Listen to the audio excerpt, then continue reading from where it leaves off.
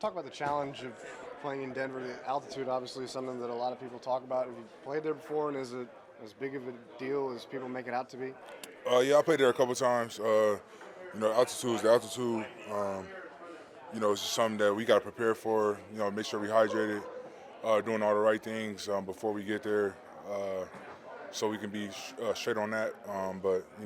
It's just something that we got to deal with, but not focused on it. And this is an offense that gets the ball out pretty quickly. How can you and the defensive line kind of disrupt that to not allow it to happen so often? Just getting them, creating negative plays for their offense, getting them behind the sticks. They throw a lot of screens and quick passes and stuff like that. Like as you said, it's going to be big. Just playing with great effort. Running out the stack. Getting punches at the ball and all that kind of stuff, and just trying to get them behind the sticks. How's your elbow? You left the game, then came back in with it last week. Are you gonna be able to play with it this week? Yeah, I'll be fine. Yeah. Kenny, I think it was Coach Eberflus this week was talking about, I can't remember if it was Eberflus or Schottenheimer, but they were talking about how your prep is, like how detailed you are in your preparation, and they've showed it even to like other guys in the team. Where did that start? Where did that come from about like taking all the reps, even in practice, everything so seriously? I just think early in my career, I had a bunch of really good vets that just taught me the way, and I took pieces and stuff like that from them. I take notes on everything. Try to write everything down. That's the only way I really remember things is if I write everything down. Whether it's walkthroughs or practice, I'm just intentional about my work. Especially like later on into the season, especially like for the vets, it's going to be less reps that you'll be able to less full speed reps at practice. Those walkthroughs and all that kind of stuff is it's huge for us to get those reps. Is it fun for you, or is it this is a job and so the fun it kind of takes a back seat? Oh no, it's fun. I mean it's fun when you making plays and it's all paying off. That's the only way I know. Like I said, I had a lot of great vets, back in my earlier days, and I just took everything from them for real. Who were those vets? Was it Mike Daniels? Yeah, Mike Daniels, Julius Peppers, Clay Matthews, Tay, Aaron, all those guys. Just all those guys were students of the game. Bakhtiari, watch those guys how they work. In the off season and during the season, the notes that they take, the attention to detail, and how they ask questions and all that kind of stuff. And so. Can you talk about getting out of the stack and chasing screens when against a screen-heavy team?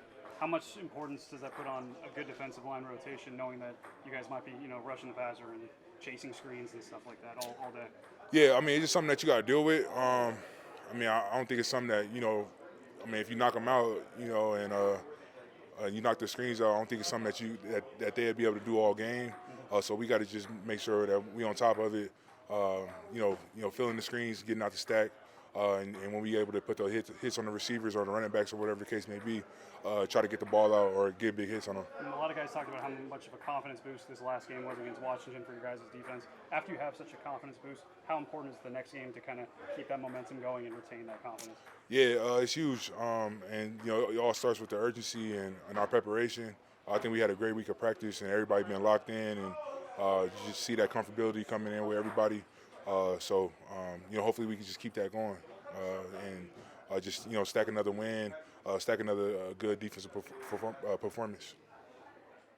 Get you a little bit more excited as a competitor, knowing that you have a chance to prove yourselves a little bit more. You're going up against one of the league's best. I think when you step on the field on Sunday, you're going against the league's best every time, regardless of a record. I think the biggest thing for us is just consistently training together good weeks and playing good ball games. Just dominating all three phases of the ball: offense, defense, and special teams, and just being consistent and getting better. Dak was talking about it might be a grimy game, kind of a muddy game, in terms of what their defense does to you guys. Are there teams that make it grimier, muddier than others, and how do they kind of do that?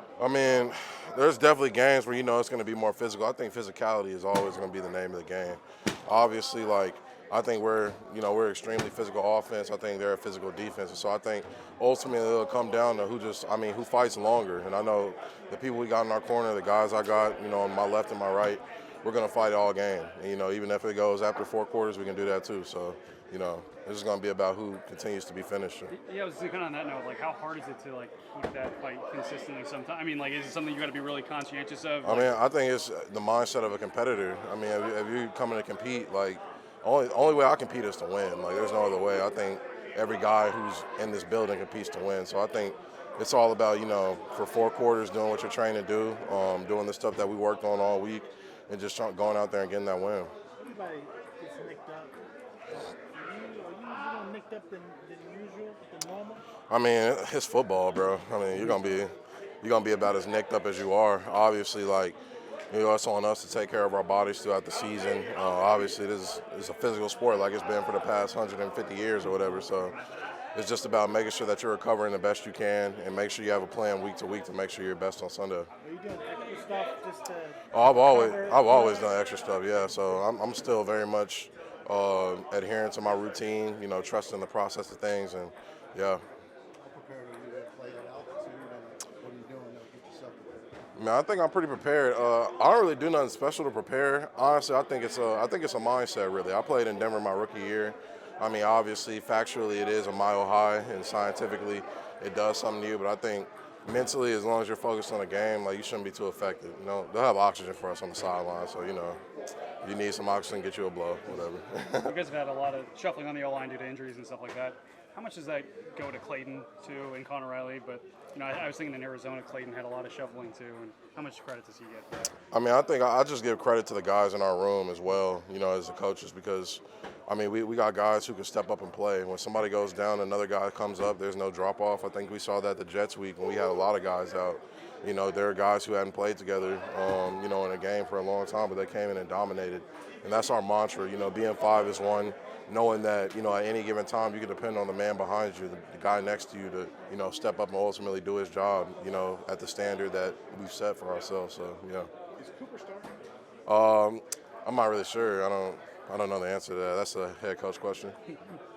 Do you enjoy the muddy games, or do you like the, I don't know, what the opposite of that would be, the clean games? I mean, I think something that I've learned, playing football is you shouldn't expect anything. You should be prepared for anything. I think that's the way I play ball.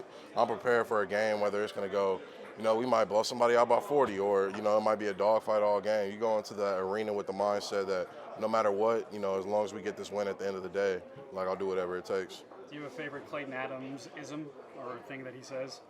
His favorite ism, I like that he's a former lineman. I think he has a lot of our personality traits. He's a really funny guy. I can't go on all the jokes, obviously, but he's pretty funny. He's pretty funny, yeah. Yeah, can you kind of tell when a coach, when he's a former lineman, that is there an unspoken bond? I mean, there is a little bit of an unspoken bond. You can just tell from the way he carries himself, the way he talks, even the way he talks about football. His football philosophy. The way we game plan, the way we do things. He truly understands the nuances of our position, along with the others. So, yeah.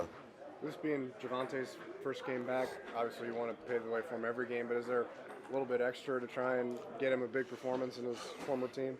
I mean, I'm carrying a neutral mindset regardless, but obviously, I do feel there'll probably be emotions in this for him. That was his first team, but I'm extremely glad to have him here, and I want to go out there and showcase, the special back that he is on Sunday. I want to do my part in making sure that he can do that for sure.